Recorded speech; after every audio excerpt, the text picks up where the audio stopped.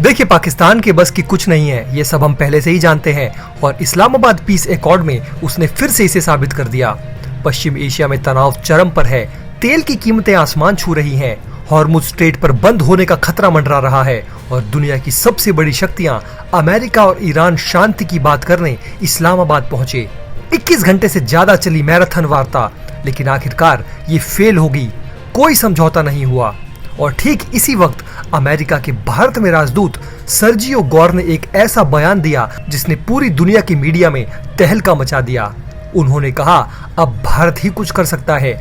अगर भारत पश्चिम एशिया में जारी संघर्ष को खत्म करने की पहल में शामिल होना चाहे तो अमेरिका उसका स्वागत करेगा, लेकिन ये फैसला सिर्फ और सिर्फ भारत को करना है। दोस्तों, क्या नई दिल्ली अब ग्लोबल पीस मेकर बनने जा रही है? क्या भारत विश्व गुरु की भूमिका निभाएगा? पाकिस्तान की कोशिश फेल होने के बाद अमेरिका का भारत की तरफ मुड़ना क्या संकेत देता है? ये सब कुछ बताएंगे आपको डिटेल में। लेकिन दोस्तों, आगे बढ़ने से पहले कमेंट बॉक्स में भारत माता की जय और वंदे मातरम जरूर लिखें। तो दोस्तों, मिडिल ईस्ट में जो गदर मचा हुआ है उसमें ट्रंप प्रशासन अब शांति चाहता है, इसलिए पाकिस्तान ने मध्यस्थता की पेशकश की। 11 और 12 अप्रैल 2026 को इस्लामाबाद में हुई हाई लेवल टॉक शुरू हुए। अमेरिकी उपराष्ट्रपति जेडी वेंस वहां पहुंचे। 21 घंटे से ज्यादा मैराथन बातचीत चली, लेकिन दोस्तों, हम जैसा कि जानते हैं कि पाकिस्तान के बस की सच में कुछ नहीं है और यहाँ भी कोई डील नहीं हो पाई। अमेरिका चाहता था कि ईरान यूरेनियम संवर्धन बंद करे, फैसिलिटीज डिसमेंटल करे और हाईली एनरिच्ड यूरेनियम स्टॉक खत्म करे। ईरान ने कहा, हम न्यूक्लियर वेपन नहीं बना रहे, लेकिन अपना सिविल प्रोग्राम नहीं छोड़ेंगे। ईरान चाहता था कि सारे सैंक्शंस हटें और उसके फ्रोजन पैसे उसे वापस मिल जाएं। अमेरिका ने इसे बहुत ज्यादा मांग बताया। साथ ही साथ हॉर्मुज स्ट्रेट पर ईरान जो टैक्स वसूलता था उसे अमेरिका अपने कंट्रोल में लेकर स्ट्रेट पर टैक्स को बंद करना चाहता था। इसी के साथ साथ ईरान ये भी चाहता था कि पूरे मिडिल ईस्ट क्षेत्र में सीज फायर हो। लेबनान सहित अमेरिका और इजराइल हिजबुल्लाह को डिसआर्म करना चाहते थे। इसी के साथ ईरान ने यह भी कहा कि अमेरिका ने पहले भी बमबारी की, भरोसा कैसे करें। दोनों तरफ मैक्सिमलिस्ट पोजीशन थी। आखिरकार जेडी वेंस ने कहा, यह ईरान के लिए बुरी खबर है। ईरान ने अमेरिका पर एक्सेसिव डिमांड का आरोप लगाया और ये पूरी वार्ता ठप हो गई। पाकिस्तान बोला, हम मिडिल ईस्ट की शांति करवा देंगे, हमारी भौगोलिक स्थिति, चीन और गल्फ से दोस्ती, सब कुछ काम आएगा। लेकिन दोस्तों, अपना घर संभालना सीखे पहले पाकिस्तान की अर्थव्यवस्था आज कितनी है?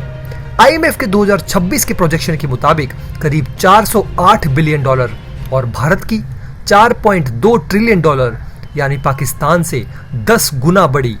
भारत का जीडीपी ग्रोथ करीब 7% के आसपास है और पाकिस्तान का केवल 2 से 3% का। पाकिस्तान आईएमएफ से बार बार बेल आउट ले रहा है। राजनीतिक अस्थिरता है वहां पे। इमरान खान जैसी शख्सियत जेल में है। पूरी की पूरी पाकिस्तान की इकोनॉमी आर्थिक संकट से मंडरा रही है। फिर भी उन्होंने शांति का ठेका उठा लिया, जैसे कोई पड़ोसी अपने घर में बिजली का बिल नहीं भर पा रहा हो लेकिन पूरे मोहल्ले की शांति समिति का चेयरमैन बन जाए। इजराइल के राजदूत ने तो साफ कहा था, हम पाकिस्तान पर भरोसा नहीं करते, ये सिर्फ लॉजिस्टिकल फैसिलिटेशन है। अब जब वार्ता फेल हो गई तो पाकिस्तान की इमेज और खराब हो गई है। दुनिया देख रही है, जो खुद अपने देश को नहीं संभाल पा रहा वो दूसरों की शांति कैसे करवाएगा। और ठीक इसी वक्त अमेरिका के भारत में राजदूत सर्जियो गौर ने एनडीटीवी और दूसरे मीडिया को इंटरव्यू दिया। उन्होंने साफ कहा, अमेरिका पश्चिमी एशिया में शांति लाने के लिए भारत की भूमिका का स्वागत करेगा, लेकिन ये फैसला भारत को करना है और वो इसमें शामिल होना चाहता है या नहीं, ये भारत ही खुद तय करेगा।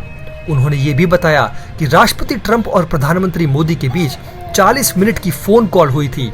दोनों नेताओं ने हॉर्मुज स्ट्रेट को खुला और सुरक्षित रखने पर चर्चा की। गौर ने संकेत दिया कि भारत अमेरिका संबंध और मजबूत होने वाले हैं। दोस्तों, ये बयान इसलिए महत्वपूर्ण है क्योंकि भारत हमेशा से स्ट्रेटेजिक ऑटोनॉमी पर चलता है। हम ईरान में चाबहार पोर्ट बना रहे हैं, तेल खरीदते हैं, इजराइल से डिफेंस डील करते हैं, अमेरिका के साथ क्वाड ICET में शामिल हैं। हम किसी का गुलाम नहीं हैं, मित्र हैं। अब दोस्तों, सबसे बड़ा सवाल कि आखिर अमेरिका ने भारत पर क्यों जोर दिया? क्योंकि दोस्तों, हम एक न्यूट्रल मीडिएटर बन सकते हैं। हमारा रिकॉर्ड साफ है। G20 में सफल प्रेसिडेंसी की है हमने, वैक्सीन मैत्री की हमने, यूक्रेन रूस युद्ध में भी हमने दोनों तरफ बात की। हमारी अर्थव्यवस्था दुनिया की छठे सबसे बड़ी अर्थव्यवस्था है। साथ ही साथ हम यूएनएससी की परमानेंट सदस्यता के दावेदार हैं। अगर भारत शामिल होता है तो दोनों पक्षों का भरोसा बढ़ेगा। हमारी डिप्लोमेसी है सबका साथ सबका विकास वाला मॉडल। इसी के साथ हम तेल खरीदकर पूरे रीजन को स्टेबिलिटी दे सकते हैं। लेकिन दोस्तों, इसी के साथ चुनौतियां भी हैं। हमारा अपना तेल आयात, साथ ही साथ 30 लाख भारतीय मिडिल ईस्ट में काम करते हैं। उनका रेमिटेंस हमारी जीडीपी का 3% है। लेकिन बड़ा सवाल, क्या भारत अब इसमें एंट्री लेगा? तो देखिए दोस्तों, अभी कुछ तय नहीं है। मोदी ट्रंप की कॉल स्टे ट्यून्ड वाली थी, लेकिन अमेरिका का भारत को निमंत्रण देना दिखाता है कि वे पाकिस्तान पर भरोसा नहीं कर रहे। अब भारत अगर शांति करवाता है तो सच में विश्व गुरु बन जाएगा। आपको बता दें कि भारत लगातार ये कहता रहा है कि इस संघर्ष को खत्म करने के लिए बातचीत और कूटनीति जरूरी है। भारत ने अमेरिका और ईरान के बीच हुए सीज फायर का स्वागत भी किया और उम्मीद जताई है कि इससे क्षेत्र में स्थायी शांति आएगी। नई दिल्ली का मानना है कि इस संघर्ष से लोगों को काफी नुकसान हुआ है और वैश्विक ऊर्जा सप्लाई और व्यापार भी प्रभावित हुआ है। भारत ये भी चाहता है कि स्ट्रेट ऑफ हॉर्मुज से बिना किसी रुकावट के व्यापार और जहाजों की आवाजाही जारी रहे। अब आप ही बताइए दोस्तों, क्या भारत को इस शांति प्रक्रिया में कूदना चाहिए या नहीं, या हम अपनी स्ट्रेटेजिक ऑटोनॉमी बनाए रखें? कमेंट सेक्शन में अपनी राय जरूर लिखें। मिलते हैं आपसे अगली वीडियो में। जय हिंद।